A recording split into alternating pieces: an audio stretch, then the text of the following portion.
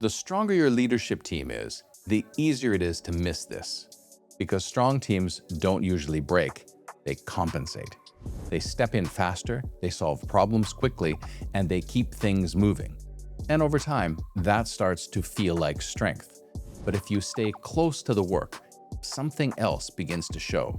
You leave a meeting thinking a decision is clear. 2 days later, 3 different interpretations appear. Someone steps in to clarify. Someone else realigns people one-on-one. Nothing looks broken, but the same work is being done twice or more. And if you watch even more closely, you'll see something else. The real work of alignment is happening after the meeting, not inside it. That's not a communication issue, that's a coordination issue. Now, Mintzberg describes coordination as the mechanism that allows a system to hold its work. When coordination is strong, decisions travel. Clarity holds. The system doesn't need constant repair. But when coordination is weak, something else happens. What team research calls shared mental models, aligned understanding, starts to break down.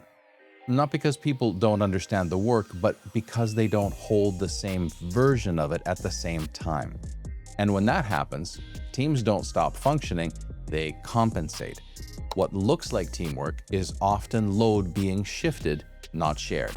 And this doesn't begin as a problem. It begins as good leadership. A decision is unclear, so someone sharpens it. A conversation drifts, so someone redirects it. Tension appears, so someone absorbs it to keep things moving. And often, those are the strongest people in the room, which is why it works. But as Weick showed, what happens repeatedly doesn't just solve problems, it defines how the system operates. And Hackman's work is clear. When responsibility isn't shared, the team structure itself begins to weaken. Not visibly at first, but definitely functionally. And over time, something changes. Clarity is expected to be restored. Decisions are expected to be reinforced. Tension is expected to be carried, and not by everyone, but by the few.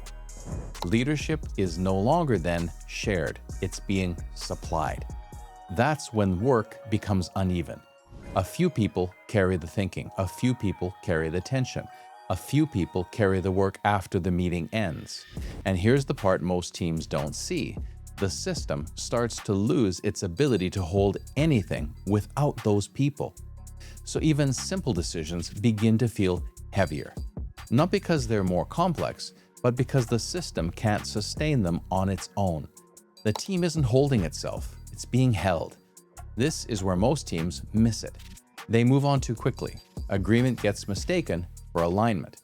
But a decision that needs explanation afterwards wasn't held in the room.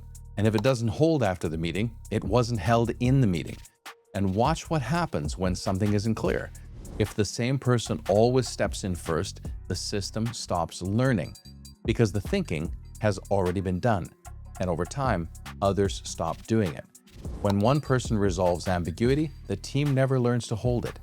So the question isn't whether your team is working. Most teams are.